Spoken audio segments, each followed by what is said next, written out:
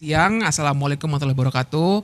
Makasih Mas Hersu, Mas Antoni, Mas Gede, dan juga Mas Adi. Ibu bapak sekalian, senang sekali ada di sini. Jadi saya ingin memberikan perspektif hukum ya. Dan kebetulan di salah satu kelas yang saya ampu, mahasiswa-mahasiswa saya tuh udah bikinin infografis tentang proyek strategis nasional. Saya kan kalau ngampu kelas suka sengaja bikin kelas project. Mereka pilih sendiri waktu itu proyek strategis nasional. Jadi ada beberapa data yang ibu bapak bisa ambil, tapi ini sebenarnya teman-teman mahasiswa saya ngambil dari datanya YLBHI, datanya beberapa organisasi lain yang mereka olah gitu ya. Intinya sih begini, barangkali sebenarnya saya pengen mulainya dari, pada pernah baca novelnya George Orwell enggak? Yang judulnya 1984. 1984. Ada yang belum lahir. Udah baca atau belum? Ada satu terminologi menarik yang saya suka pakai untuk hukum. Apa coba tebak? Double speak. Jadi satu kata maknanya bisa double. Sebenarnya maknanya bukan itu. Contohnya aja dalam bahasa sehari-hari kita suka bilang, gimana Mbak perjalanan ke sini? Aman. Nah kita kan suka bilang gitu, aman. Aman itu bisa berarti ya telat-telat dikit lah. Bisa juga berarti ya saya akan on time, atau aduh saya sebenarnya males nih cuma saya bilang aja aman gitu.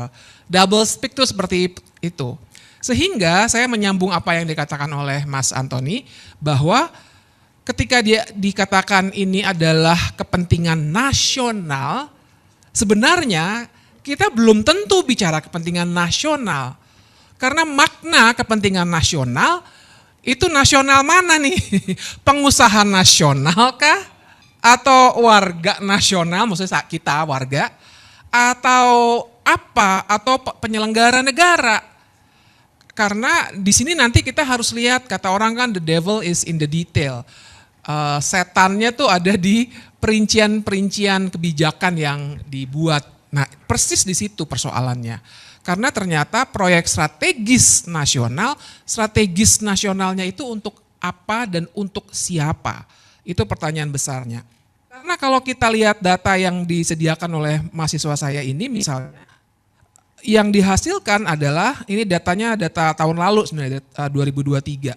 Ternyata ada 106 konflik agraria dari PSN-PSN yang ada di seluruh Indonesia. Dan luas wilayah yang berkonflik itu 800.000 hektar. Yang berkonflik ya, bukan berarti yang lain tidak menjadi masalah, tapi itu karena ada perlawanan-perlawanan. Lebih dari 1 juta rakyat jadi korban. 134 tindak kekerasan dan 43 kasus kriminalisasi. Kemudian jangan lupa keterlibatan perusahaan swasta itu ada 100 konflik, pemerintah daerah 74 konflik, dan Polri 50 konflik. Jadi memang sedemikian rupa diamankannya PSN. Karena sebenarnya kalau ibu bapak, kawan-kawan punya pertanyaan, PSN itu sebenarnya apa sih? Dia itu seperti wadah, ibaratnya gelas ini wadah. Apa aja yang masuk ke dalam gelas ini, dia akan mendapatkan status PSN, jadi itu makanya saya ibaratkan sebagai wadah, dan akibatnya adalah dia akan mendapat banyak sekali keistimewaan. Seperti yang tadi Mas Antoni sebutkan. Beberapa keistimewaannya bisa dilihat juga, tadi sudah disebutkan sedikit, ada peraturan, ada dasar hukumnya dibuatkannya baru di Undang-Undang Cipta Kerja. Dasar hukum yang sifatnya undang-undang. Mas Antoni tadi bilang awalnya hanya perpres, benar. Saya konfirmasi itu. Hanya perpres yang cantolannya langsung ke Undang-Undang Dasar, dan itu seharusnya tidak boleh setelah reformasi. Karena ada perapihan peraturan perundang-undangan dengan undang-undang tentang pembentukan peraturan perundang-undangan, sekarang undang-undang 12 ya, 2011, tapi dulu tuh sejak 2004 itu udah nggak boleh. Karena dulu itu Soeharto pakai kepres buat banyak hal. Saya tahu persis itu karena kebetulan penelitian pertama yang saya lakukan selepas saya, sebenarnya belum lulus kuliah waktu itu, adalah kepres-kepres yang disalahgunakan oleh Soeharto. Dan sebagian dari penelitian yang saya hasilkan bersama kawan saya, waktu itu jadi dasar salah satunya gugatan ya untuk untuk waktu itu Super Semar, Yayasan Super Semar. Tapi kita tahu bahwa sampai meninggal dunia Pak Soeharto tidak pernah kena kasus pidana. Nah tapi belajar dari situ salah satunya penyalahgunaan Kepres yang langsung dari Undang-Undang Dasar, maka sebenarnya tidak boleh lagi ada undang-undang atau ada peraturan presiden yang dikeluarkan langsung berdasarkan Undang-Undang Dasar. Nah itu kesalahan pertama. Kemudian kesalahan itu nampaknya dicoba diperbaiki atau diberikan fasilitas yang lebih wadah PSN-nya itu dengan Undang-Undang Cipta Kerja. Kita semua tahu undang-undang itu keluar sebenarnya 2021, tapi kemudian dinyatakan inkonstitusional oleh MK, tapi kemudian dibuatkan perpunya lagi oleh Jokowi tahun 2022.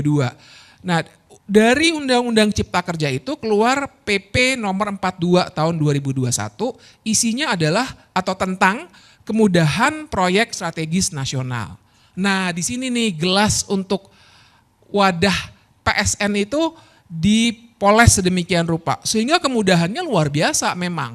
Mulai dari izin, kemudian ada pengadaan tanah untuk kepentingan umum, itu ada perpresnya juga Ibu Bapak, bahkan kemudian dibuatkan yang khusus untuk PSN atau di bawah Undang-Undang Cipta Kerja dipermudah lagi, sehingga akhirnya akan sangat mudah mulai dari fasilitas pembiayaan, perizinan, pengadaan tanah untuk kepentingan umum, tuh double speak lagi kan, kepentingan umum yang mana nih, kemudian beberapa perizinan lainnya lah, karena kita tahu untuk memulai suatu proyek kita akan berbicara soal dokumen yang luar biasa banyak begitu ya. Dan jangan lupa kita berbicara di sini bukan sekedar bahkan bukan hanya Wadas atau Rempang, tapi kita berbicara soal mulai dari sirkuit Mandalika, Bendungan Bulango Ulu, Gorontalo, tol Padang Pekanbaru, kawasan ekonomi khusus Gresik, PLTA Pinang, banyak sekali daftarnya. Kalau di Google sebenarnya bakal ketemu langsung semuanya. Termasuk cetak sawah baru di Pulau Pisau, Kalimantan Tengah, pembangunan waduk Sepaku, banyak sekali. Bayangkan itu semua mulai dari bandara, bendungan, jalan tol, semuanya diberi kemudahan. Mulai dari perizinan sampai pengadaan tanah atas nama kepentingan umum. Jadi itu kesalahan yang luar biasa besar karena akhirnya karena dapat kemudahan atas nama PSN dilakukanlah pelanggaran-pelanggaran HAM seperti yang tadi Mas Antoni katakan.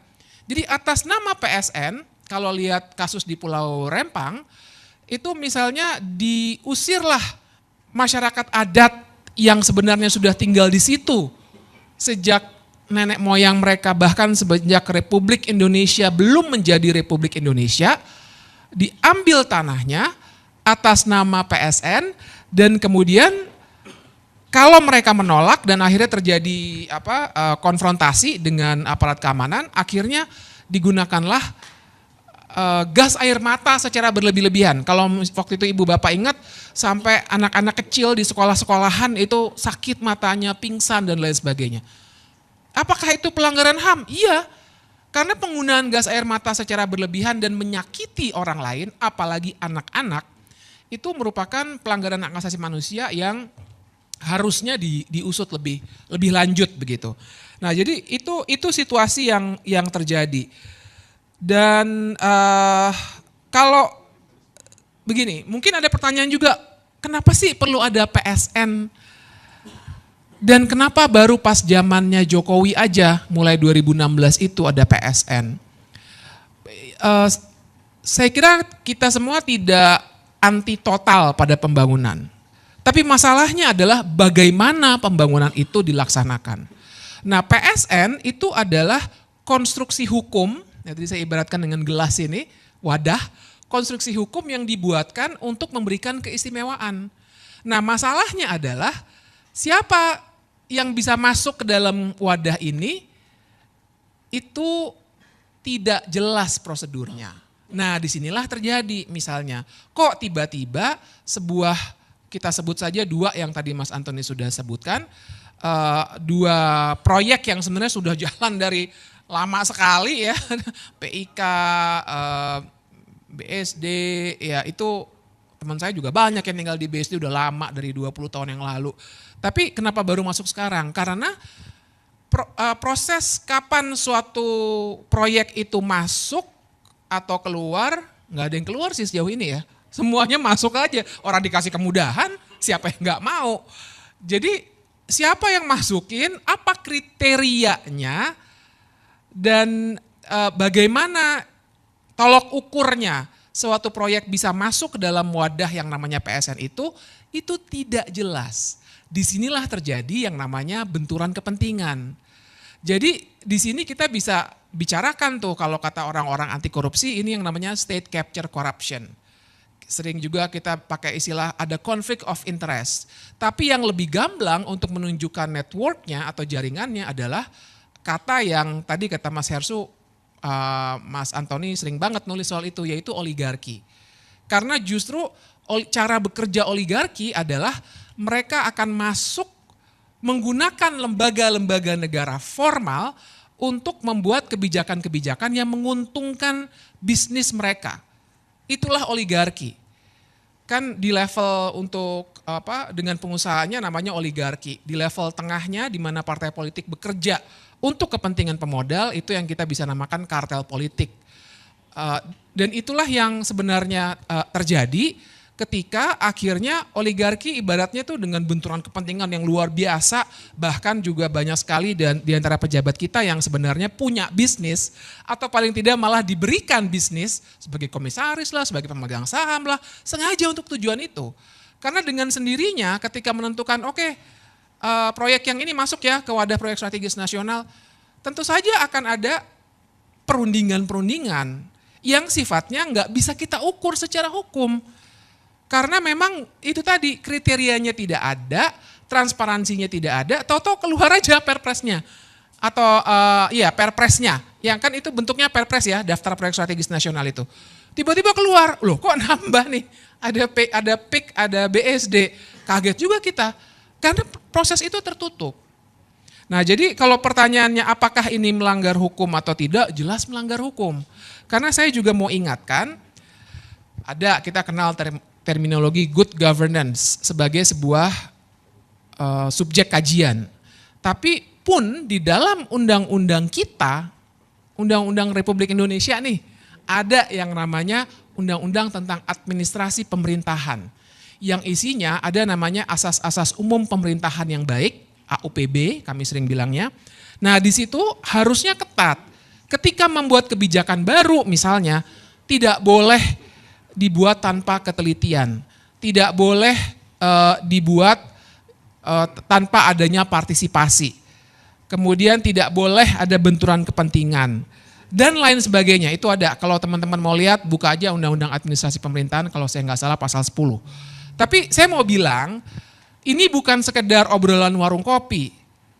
Memang secara hukum di dalam undang-undang kita ada aturan mainnya. Salah satunya tadi AUPB, tapi lebih dari itu ketika ada pelanggaran-pelanggaran pengambil alihan tanah dengan kekerasan, terus orang yang mempertahankan tanah dilempari gas air mata atau dihadap-hadapkan dengan aparat kepolisian ataupun tentara, itu juga sudah melanggar hak asasi manusia. Jadi luar biasa, mudorotnya tuh daripada manfaatnya sangat-sangat luar biasa timpangnya. Manfaatnya saya nggak bisa bilang ini memang manfaat buat warga, karena ternyata yang akan lebih diuntungkan adalah orang-orang yang pemilik modal itu, yang seringkali kita kategorikan atau kita analisis sebagai oligarki. Nah kira-kira begitu gambarannya, barangkali nanti kita bisa diskusi lebih lanjut.